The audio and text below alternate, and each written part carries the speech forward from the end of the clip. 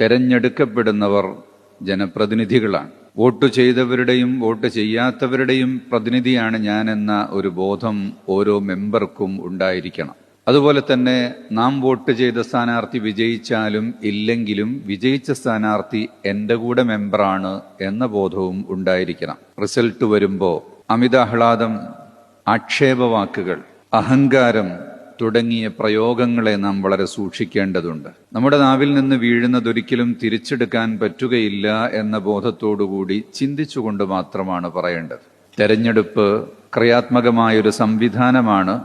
രണ്ടാൾ മത്സരിച്ചാലല്ലേ ഒരാൾ വിജയിക്കുകയുള്ളൂ എന്നുള്ള ഒരു നിലക്കതിനെ മനസ്സിലാക്കുകയും വിജയിച്ച സ്ഥാനാർത്ഥിക്ക് പരാജയപ്പെട്ട സ്ഥാനാർത്ഥി അവരെ ആലിംഗനം ചെയ്ത് ഹസ്തദാനം ചെയ്തുകൊണ്ട് കൺഗ്രാജുലേറ്റ് ചെയ്യുന്ന ഒരു രീതിയാണ് നമ്മുടെ നാട്ടിൽ ഉണ്ടാകേണ്ടത്. ഒരു തെരഞ്ഞെടുപ്പ് എന്ന് പറയുമ്പോൾ പരസ്പരം മത്സരിച്ചവർ എക്കാലത്തെയും ശത്രുക്കളല്ല.